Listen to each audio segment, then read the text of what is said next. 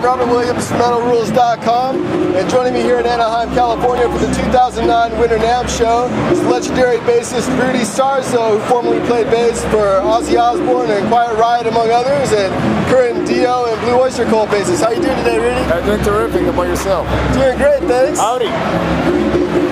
So you got your own Rudy Sarzo bass here at the PV booth? Different flavors. We got licorice, we got blueberry, and we got cherry.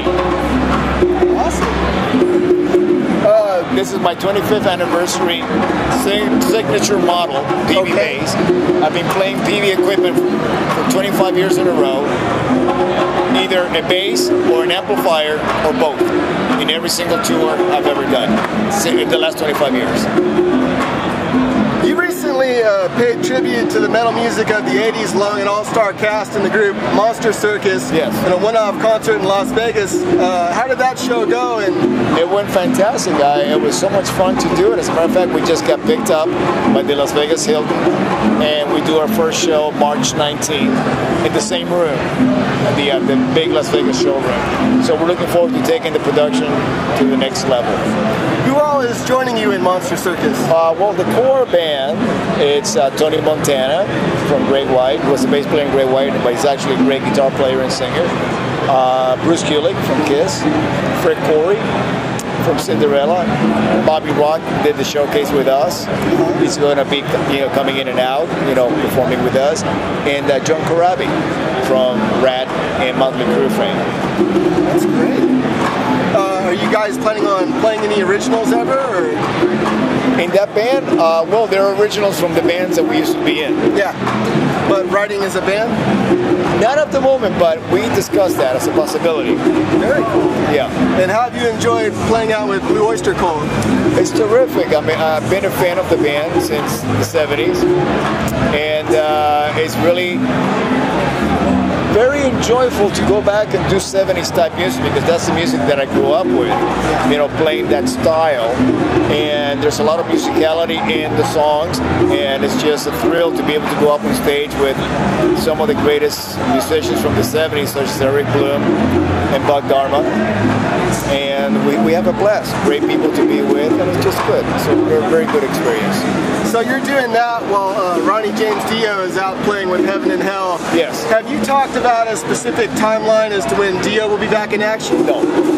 No, but you never know. You just get a phone call, basically. It's like Mission Impossible. You get a phone call and then you have to be ready.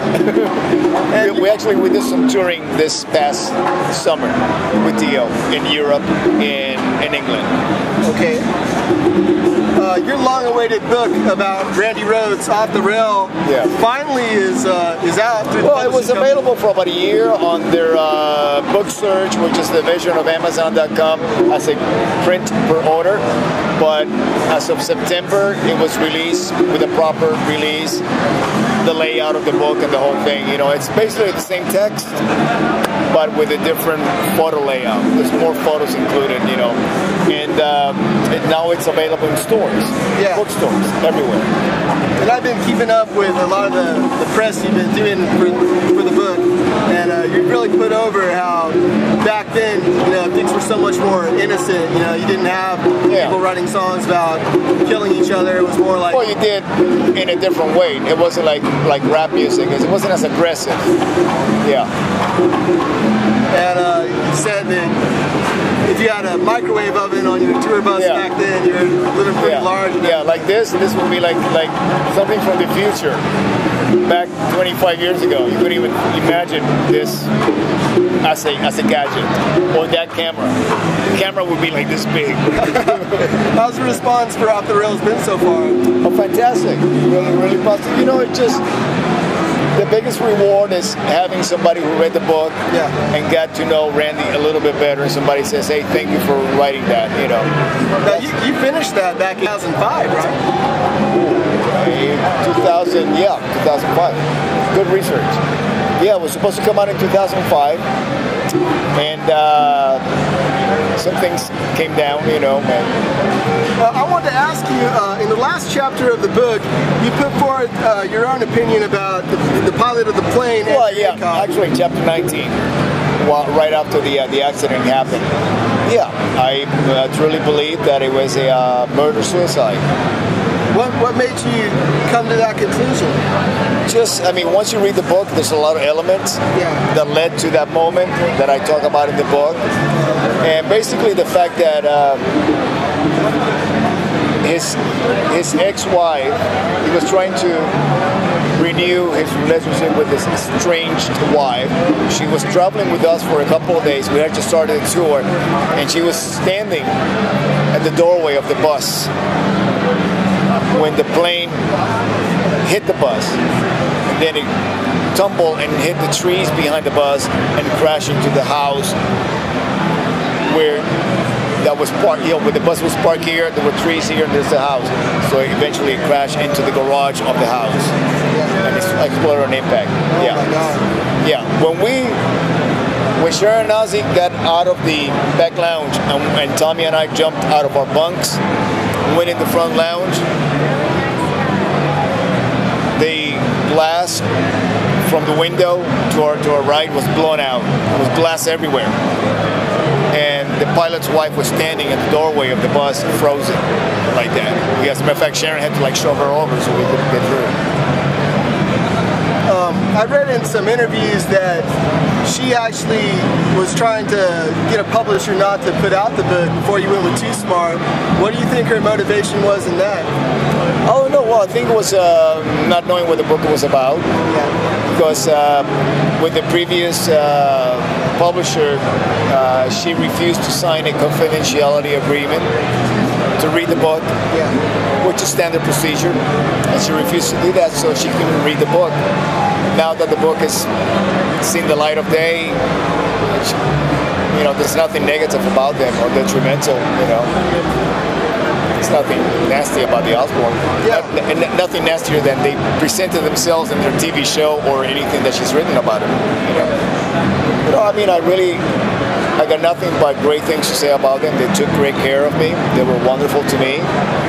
And it's very unfortunate that it had to come to this. But I had to write the book for Randy. I wrote it for Randy, not for anybody else. That must be a huge weight off your shoulders to have your story. It's closure. It's closure. Yeah. I felt that I was able to do something for him, for somebody who I believe saved my life, and somebody who gave me a career by introducing me to Sharon and Ozzy. And tell me about your 3D animation that you do. Yeah, you've done good research. No, there's so many great things you can accomplish now with your laptop, and I got a lot of time because I'm sober. I don't drink, so I'm always working, doing things with my laptop, and one of my passions is 3D animation. So I believe that there will be a day when musicians will be able to create visuals to accompany their audio. Because nowadays, let's face it, there's not a whole lot of budgets to create music videos. And just the way that artists make their own music, they're going to have to make their own videos to go along with it. There's so much content on the internet available. Music, audio content, but there's very little video content. And it's the video that sells the band. That's why MTV was so popular. Yeah, and I wanted to ask you also about Monster Circus. Are you playing any stuff from your Quiet Riot days? Yeah, we do. As a matter of fact, our encore was Mental Health. Yeah. Have you been in touch with Frankie at all? I saw Frankie yesterday. Oh, okay. Yeah, he's doing great. Look good. Yeah. Any chance you and him might jam? Oh no, you never know. You never know. When the time is right, maybe. Sure. I'll never say no. Something like that. I know you're a really busy guy here at the NAMM show, Rudy. Can you tell us what you got coming up next for 2009? Well, Monster Circus, and in March, some more touring with Louis Called. And I work on my animation every day, so just keeping it busy. And my new bass. Any last words for your fans? Oh, there's never a last word. Come on. Well, thanks for joining us, Rudy. It's been an honor. Thank you. You were great.